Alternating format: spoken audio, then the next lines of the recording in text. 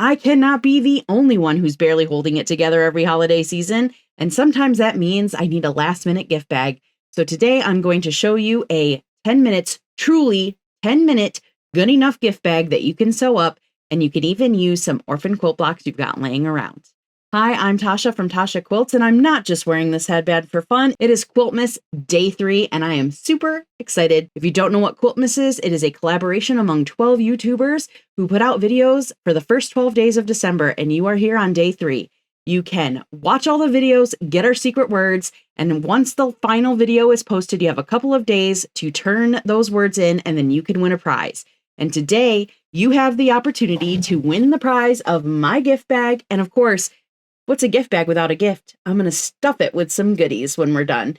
So stick with me today. We're going to whip this up real quick and let's get into it. Okay, so for the purposes of this demonstration, I'm going to use this quilt block that I did make just for this purpose. I mean, it is QuiltMiss and the theme is presents. So, you know, this quilt block I used from templates from my quilt patterns. It was quick and easy.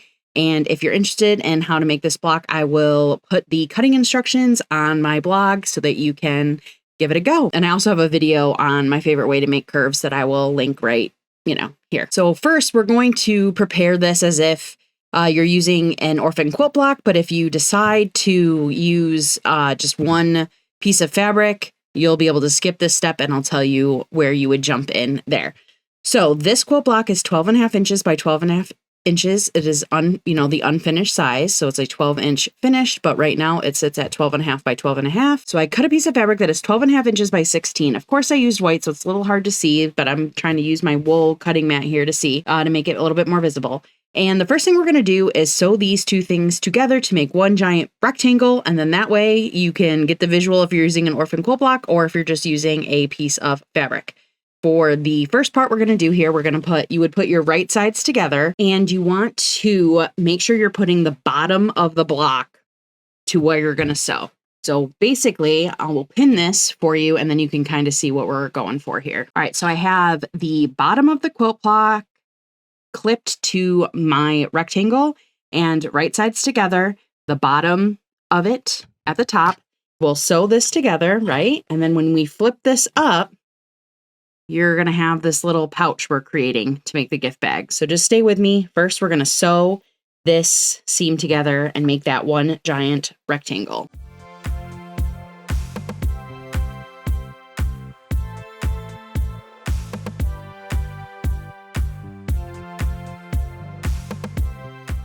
Ideally, you'd be using a coordinating thread, but believe it or not, I did not have white thread, so we're using light pink because I love pink. And I do like to backstitch at the start and the end. So now I'm going to press this with my seams open because I am now obsessed with pressing seams open. All right, so now I have my giant rectangle and I have the wrong side up and I'm going to go around starting with the two long ends and I'm going to fold this in about 1/4 inch and press it. I might use some clips just because I do that. It's not necessary, but it's what I like to do. So you might see me using clips, but that's totally optional. So let's get into it.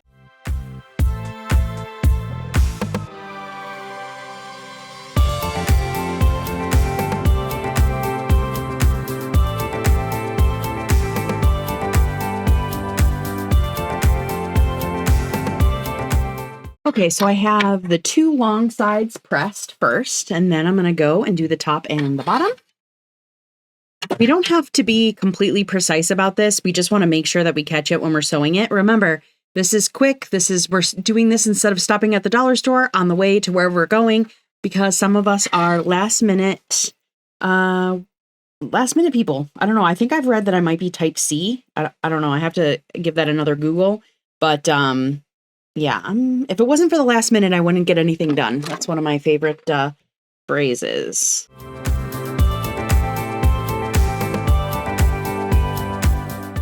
Okay, so now that we have all of our sides turned in, we're going to take a look at how we want this to look when we're done sewing it up. So we're going to flip it so that, hopefully those clips aren't too loud for you. So we're going to flip it so we can see what the bag is looking like. So we have this little flap here that's going to come down and we have to just decide where we would like that to lay. So here's the block. Here's the little flap. I like that. I can pin this up here. I'll show you how I'm going to, again, how I'm going to get it shut because I bought little pins, but whatever you're going to do, you can, we're quilters. We like to cut fabric up and then put it back together. So if you want to take a simple gift bag and doll it up with a snap or a button or something, you do you. You just figure out where you want it to lay. I'm going to start with this bit. So this is the top of the bag where we're going to slide stuff in. And first we're going to sew along this line. Okay, so that's now sewed up, ready to go. You can be, this isn't my best work, but it'll do. Again, supposed to be quick and easy. Whoever receives this, I just want you to know this is the 8th one I've made. And there's a lot of love that goes into it, even if it's not perfect. Just like, that's how you know it's homemade when it's not perfect. So next, I like where this is laying right here. I like how this folds over right here. So I'm going to go through and I'm going to change these clips and I'm going to line up the 2 parts that I've folded and clip it together so that we can make our last bit of stitching. I'm going to do this on both sides. Okay, so now I have this all pinned together. And what we're going to do is we're going to start in this corner and we're just going to go up and around and end here. You see that?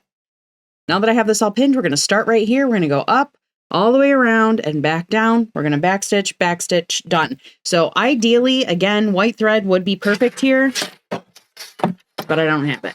So we're using pink.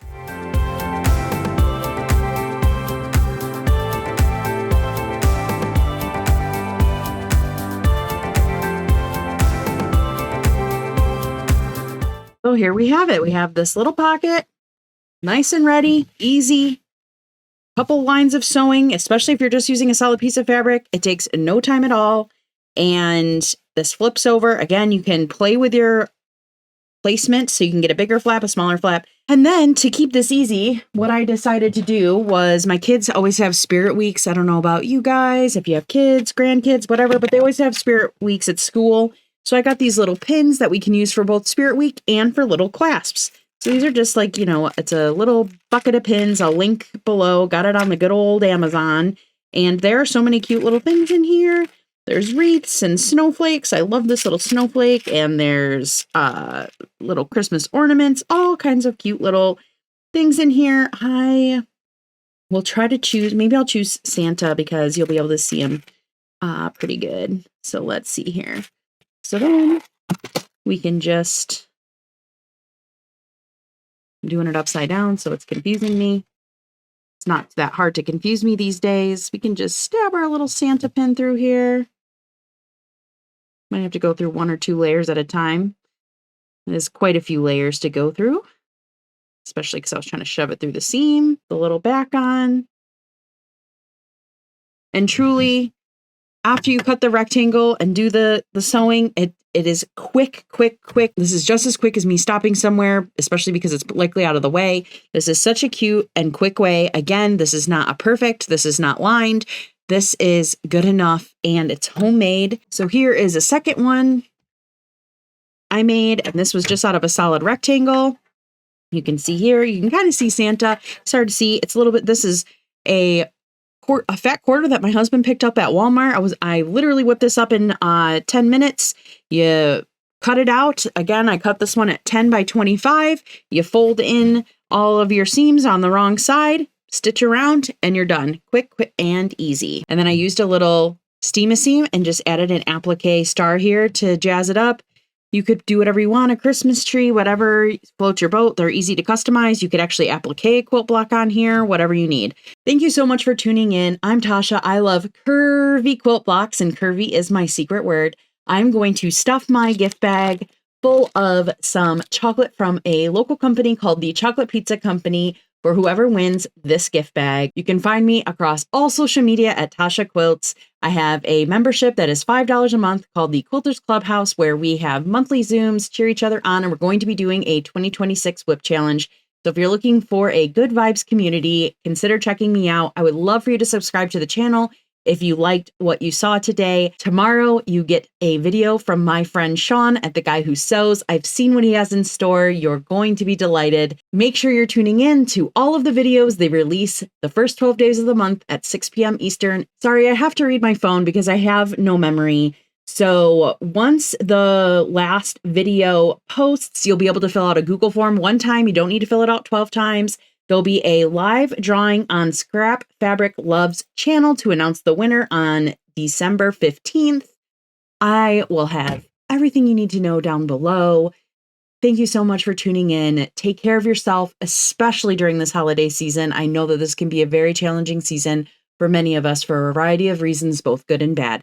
So please take care of yourself. I hope I see you again soon. Goodbye.